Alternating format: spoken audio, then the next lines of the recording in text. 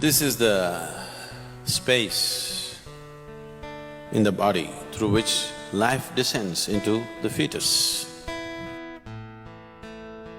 So this is the Bramharandra. If dimensions beyond the physical become a constantly active process, some of you might have felt this in your Shambhavi.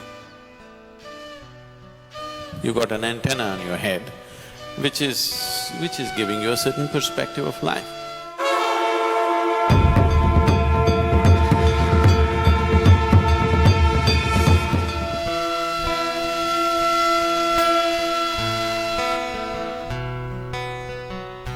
If you have a newborn baby in your home, you would see a certain part of the skull is not formed. Have you noticed this? So the child has to be handled gently, that part is just skin, there is no bone. So, this part in the yogic terminology is referred to as Bramharandra. Randra means a passage, like a small hole or a tunnel or a passage. So this is known as Bramharandra. So this is the space in the body through which life descends into the fetus. Because life has descended into the fetus and life keeps its options open. Whether this body is capable of sustaining it or not, it keeps the options open. That much awareness is there in the life process, so it keeps that trapdoor open till the last minute. It wants to keep it open just in case it finds the body unsuitable for its existence, it will leave. And it does not want to leave from any other passage in the body, it wants to leave the way it came. A good guest always comes through the front door and goes out through the front door. If he comes through the front door and goes out through the back door, that means your house is swept clean. So, he wants to go out to the same door, so he keeps it open till the last minute, he wants to keep his choices.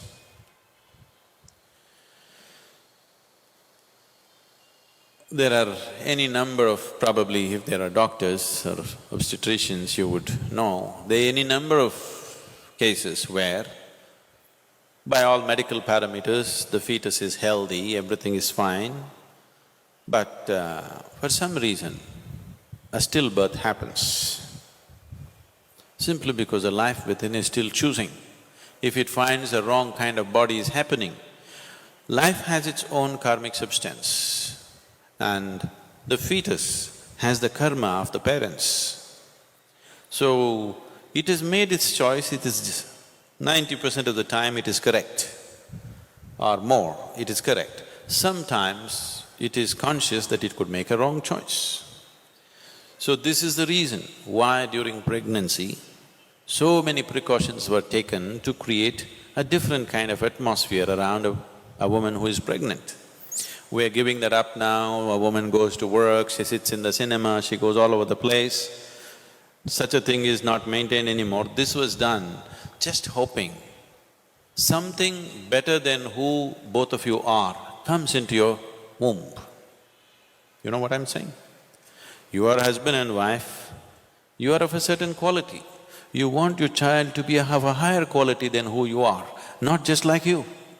Someone better than you should come into your womb, so that for that sake, even a husband was not allowed to see a woman beyond a certain stage of pregnancy, because she is to be kept in a certain state of comfort and well-being, with a certain type of thought, with a certain type of atmosphere, trying to please her system in all ways, right kind of incense, right kind of sounds, right kind of mantras, right kind of food, everything, so that her body is in a state that it welcomes the right kind of being.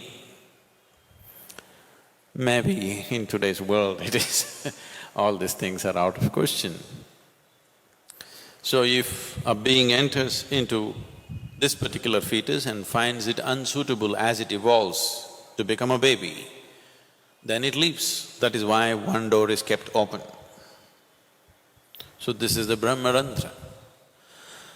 And even when you leave one day, you can leave whichever way. But if you leave through the Bramharandra, it is the best way to live. If you live consciously whichever part of the body, it is fine. But if you can leave from there, it is the best way to live. So because there is lot of talk about this, there are books which have been written about it, one thing is there's a huge possibility that individual people may start imagining things on top of their head or between their forehead, they keep imagining many things. Because you need to understand this, wherever you focus your mind, there will be some twitching. If you want, right now you experiment, hold your little finger like this and focus at the tip of this little finger, you will see within a minute's time there will be twitching. Any part of the body, if you focus your mind, some twitching you will notice. So that is not to be mistaken as some other great process happening within you. Or of course, there are physiological twitches and twists happening here and there. Once in a way it happens to you, you're sleeping, some part of the body, little bit of twitch and this and that. Especially if you're very nervous, it could happen to you quite often. If you're at ease, it may not happen. If you're in a little bit of tension or stress, it could happen to you in different parts. So that is not to be mistaken either. I don't know if I should say this, because if I say this, you may start imagining all kinds of things. If you become meditative, now that you are becoming, as you do Shambhavi, I shouldn't say this, it'll lead to all kinds of things. Because people have a very wild imagination. I always avoid telling them anything which is not in their experience because they will start imagining all kinds of things. Anyway, if you don't do this to yourself, it's not necessary. If I hold my hand above my Bramharandra, even up to 4 feet above, if you hold it, you will see a clear feeling in your hand, which is always in the form of something like an 8. This will be always happening if you keep your energies in a certain way. This can happen to every human being, but it is happening within. It doesn't extend itself beyond, because the final 2 chakras out of the 114 chakras that are there in the system, 2 chakras are outside the body. If dimensions beyond the physical become a constantly active process. Some of you might have felt this in your Shambhavi. For a few moments, you feel something beyond yourself has become active. So if a dimension beyond your physicality becomes a continuously active process within you, then after some time, these 2 chakras which are dormant and outside the body become active. If they become active, there is you got an antenna on your head. You seen a police antenna? You got an antenna on your head, which is giving you a certain perspective of life.